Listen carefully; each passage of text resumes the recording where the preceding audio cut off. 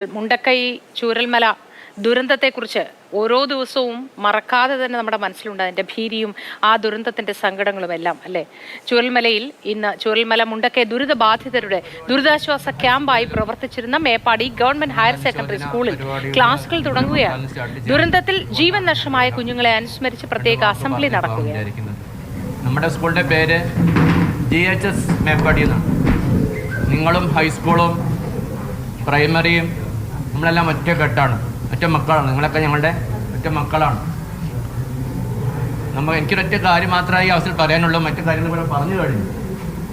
നമുക്ക് സർവൈവ് ചെയ്യണം, അതിജീവിക്കണം.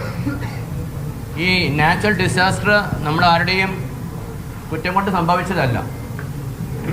നമുക്കതിൽ ദുഃഖമുണ്ട്, സങ്കടമുണ്ട്.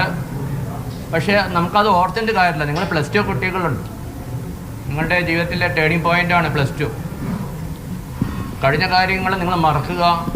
പ്രത്യേകിച്ച് നിങ്ങൾ വേണം അഭിനന്ദിക്കാൻ എനിക്ക് തോന്നിയിട്ടുണ്ട്. കാരണം നമ്മൾ ഏകദേശം 1 മാസത്തോളം നമ്മുടെ അവിടെ ക്യാമ്പ് നടക്കുമ്പോൾ നിങ്ങളുടെ പല വിദ്യാർത്ഥികളും ഇവിടെ നടത്തിയ സേവനം വളരെയധികം ശ്ലാഘനീയമാണ്. കൺഗ്രാജുലേഷനാണ്. കാരണം നിങ്ങളുടെ കൂട്ടത്തിലുള്ള കുട്ടികളെ തന്നെ നഷ്ടപ്പെട്ടത്. എന്നിരുന്നാലും അതെല്ലാം മറന്നുകൊണ്ട് നമ്മുടെ വിദ്യാലയത്തിൽ വന്ന മറ്റുള്ള പാവപ്പെട്ട ദുരിതം അനുഭവിക്കുന്ന ആളുകളെ നിങ്ങൾ സഹായിക്കുകയായിരുന്നു. കമൽ, ഏറെ ദിവസത്തിന് ശേഷമാണ് ഇപ്പോൾ ക്യാമ്പിൽ ക്ലാസുകൾ ആരംഭിക്കുന്നത്. ക്യാമ്പായി പ്രവർത്തിച്ചിരുന്ന സ്കൂളിൽ ഒരുപാട് ദുരന്തങ്ങളും കണ്ണീരും ഇപ്പോഴും ഉറഞ്ഞിരിക്കുന്ന ഒരു സ്ഥലം എന്ന് വേണം പറയാൻ ആ സ്കൂളിനെ. കുട്ടികൾ എന്ത് മനസ്സോടെയാണ് ഇന്നത്തെ ദിവസം സ്കൂളിലേക്ക് എത്തുന്നത്? കാരണം നിരവധി പേരെ അവർക്കും നഷ്ടപ്പെട്ടിട്ടുണ്ടാവാം, പരിചയമുള്ളവരെ, ഒപ്പം ഉണ്ടായിരുന്നവരെയൊക്കെ. എന്താണ് എല്ലാവരുടെയും മാനസികാവസ്ഥ ഇന്ന് നേരിട്ട് കാണുമ്പോൾ?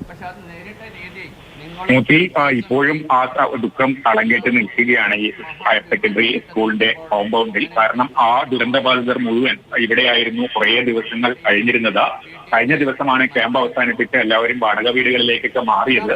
മാത്രമല്ല, ഈ ഹയർ സെക്കൻഡറി വിഭാഗത്തിൽ ഇവിടുത്തെ ഹയർ സെക്കൻഡറി വിഭാഗത്തിലെ 3 വിദ്യാർത്ഥികളെ ദുരന്തത്തിൽ നഷ്ടമായിട്ടുമുണ്ട്. അവരെ അനുസ്മരിക്കാൻ കൂടിയാണ് ഇപ്പോൾ പ്രത്യേക അസംബ്ലി ചേരുന്നത്. കാരണം ഹൈസ്കൂൾ 10ാം ക്ലാസ് വരെ വെള്ളാർമലയിൽ സ്കൂൾ ഉണ്ടായിരുന്നു. നമുക്കറിയാം, ആ സ്കൂൾ തകർന്നു. +1 മുതലാണ് കുട്ടികൾ, അവിടെ നിന്നുള്ള കുട്ടികൾ ഈ സ്കൂളിലേക്ക് വരിക. അങ്ങനെ ഉണ്ടായിരുന്ന 3 കുട്ടികളെയാണ് നഷ്ടപ്പെട്ടത്. മാത്രമല്ല, വീടുകളൊക്കെ നഷ്ടപ്പെട്ട 4-5 വിദ്യാർത്ഥികൾ വേറെയുമുണ്ട്. അവരോട് ഞാൻ സംസാരിക്കുകയും ചെയ്തിരുന്നു. എന്തായാലും ഒരു അതിജീവനത്തിന്റെ പാതയിലാണ്. കുട്ടികൾക്ക് ആത്മവിശ്വാസം പകർന്ന് അവരെ പഠനത്തിലേക്കും അധ്യയനത്തിലേക്കൊക്കെ നയിക്കാനുള്ള ശ്രമമാണ് PTA സ്കൂൾ അധികൃതരും നടത്തുന്നത്. അതിന്റെ ഭാഗമായാണ് ഇന്ന് എല്ലാവരും എത്തിയിട്ടുള്ളത്. ഈന, ശരൺ, മുഹമ്മദ് നൈച്ചാൻ എന്നീ 3 വിദ്യാർത്ഥികളെയാണ് ഹയർ സെക്കൻഡറി വിഭാഗത്തിൽ നിന്ന് നഷ്ടമായത് ദുരന്തത്തിൽ. അവരെ ഇപ്പോൾ സ്കൂൾ അസംബ്ലിയിൽ അനുസ്മരിച്ചുകൊണ്ടിരിക്കുകയാണ്.